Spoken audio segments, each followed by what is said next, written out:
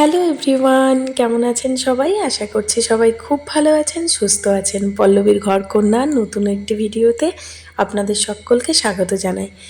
আজকের দিনটি সপ্তমীর সকাল, তাই সকাল থেকে ভিডিওটা শুরু করছি। সকালে টুকটাক খাওয়া দাওয়া করে নিয়েছি, তারপরে লেগে পড়েছি একটা পার্সেল আনবক্সিং করতে। আজকে অনেকগুলো কাজ আছে, আপনারা তো জানেনই, পুজো তার সাথে ঘরের কাজ সব কিছুই একসাথে আমাদের চলছে, তো খুবই ব্যস্ত। তো ঘরের ডেকোরেশনের জন্য বা ঘরের কাজকর্মের জন্য অনেক রকমের জিনিসপত্রই অর্ডার দেওয়া হচ্ছে, যেগুলো একে একে এসে পৌঁছাচ্ছে, আর একটা একটা করে তো আনবক্সিং করাই হচ্ছে। তাই ভাবলাম আজকের এই জিনিসটাও আপনাদেরকে একটু আনবক্সিং করে দেখাই।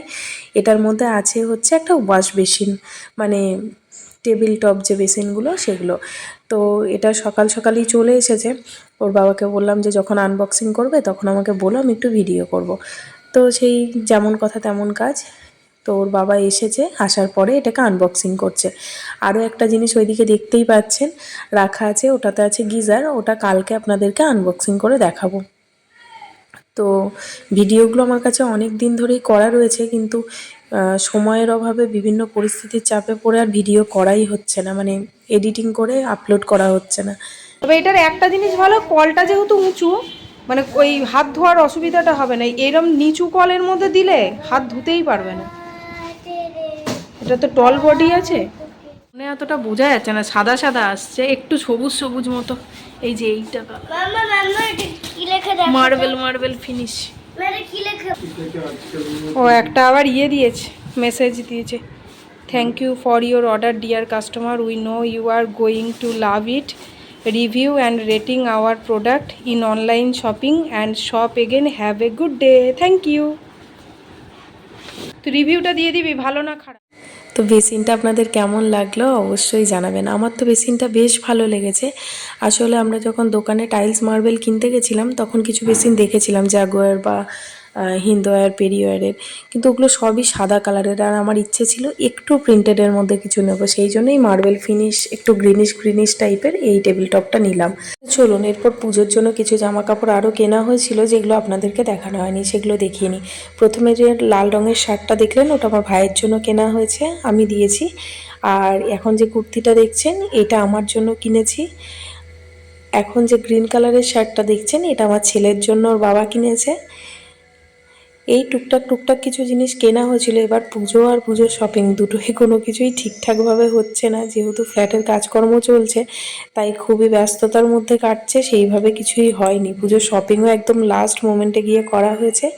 এখন যে কার্গো প্যান্টটা দেখছেন, এই প্যান্টটা আমার ছেলের জন্যই কেনা হয়েছে। এটা এই কটন জিন্স টাইপের ওরকম মেটেরিয়াল। এখন এই সুতির কুর্তিটা যেটা দেখছেন, এটা আমার জন্য কেনা। অনেকেই বলতে পারেন যে পুজোর জন্য এত সাদামাটা জিনিসপত্র কিনেছো। হ্যাঁ, একটু সাদামাটাই কিনেছি, তার কারণ বিয়ের আগে যেমন ব্যাপারটা ছিল, কোনো অনুষ্ঠান বাড়িতে গেলে বেশ জমকালো একটা চুড়িদার পরে যাওয়ার ব্যাপার ছিল, তাই জন্য জমকালো চুড়িদারগুলো পুজোর সময় কেনা হতো।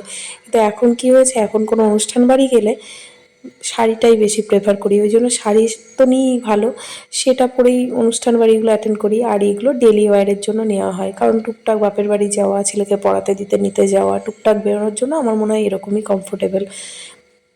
আর এখন যে কুর্তিটা দেখছেন, এটা জুডিও থেকে নিয়েছিলাম। এটাও আমার খুব পছন্দের, পুরোটাই ফয়েল প্রিন্ট করা।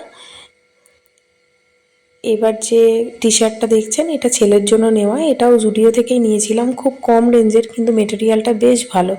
আর আমার ছেলে এই টি শার্টগুলো পরতে ভীষণ পছন্দ করে, রেগুলার ইউজের জন্য ওর এগুলো খুব পছন্দের আমার। আর ও পরে ভীষণ কমফোর্টেবল ফিল করে, সেই জন্য এই ধরনের জামা কাপড়ই বেশি নিয়েছি। আর এখন যেটা দেখছেন, এটা একটা শর্ট কুর্তিই বলতে পারেন, গলাতে আর হাতে এরকম কুচি কুচি ডিজাইন করা আছে, পুরো বডিটা এরকম প্রিন্ট করা। আর এটা জানেন তো, মিনু কোম্পানির। এবার প্রথম দেখলাম বাজার কলকাতায় এরকম মিনু কোম্পানির কোনো জামা কাপড় আর কি রেখেছে। তো বেশ ভালো, মেটেরিয়ালটা রেয়নের ওপরে, কিন্তু খুব ভালো। তো জিন্সের ওপরে পরার জন্য বা লং স্কার্টের সাথে পরার জন্য এটা একটা নিয়েছি।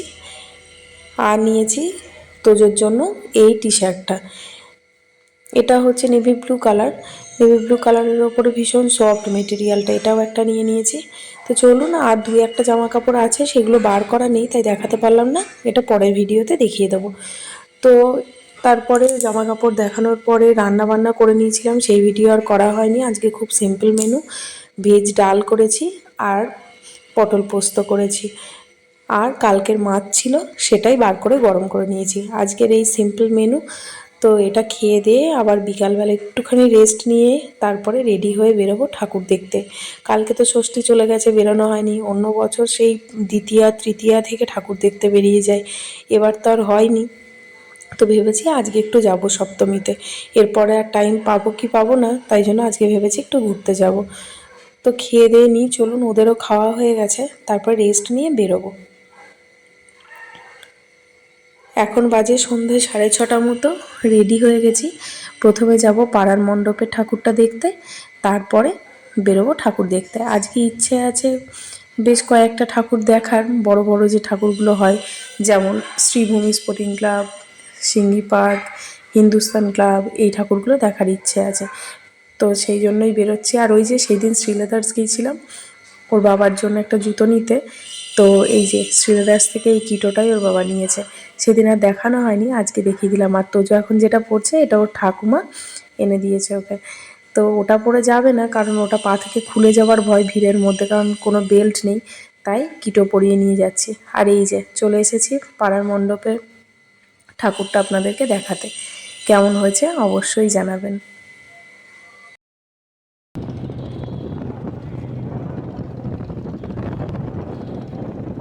পাড়ার ঠাকুর মণ্ডপের ওখানে মিনিট 10-15 বসার পরে তারপরে বেরিয়ে পড়েছি আবার।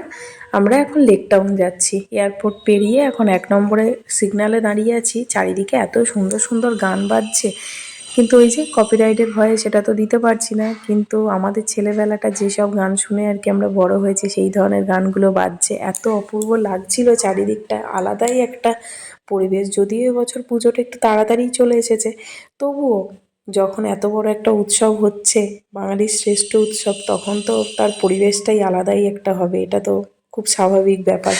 তো চলে এসেছি লেক টাউন। এই যে সেই ঐতিহ্যবাহী ঘড়ি আপনাদেরকে দেখালাম, এটা দেখলেই লেক টাউনের কথা মনে পড়ে যাবে। তো চলে এসেছি শ্রীভূমি স্পোর্টিং ক্লাবের গেট দিয়ে ঢুকছি এখন। এদের তো অনেক দূর থেকেই লাইন পড়ে, যারা আসেন তারা তো জানেনই, প্রচুর গেট পেরিয়ে তারপরে যেতে হবে। আর অন্য বছর এই ঠাকুরটা আমরা অনেক আগে দেখে নিই, যাতে ভিড়টাকে একটু এড়ানো যায়, কিন্তু এবছর তো হলো না সেটা। এসেছি সপ্তমীতে, ভিড় তো হবেই একদম।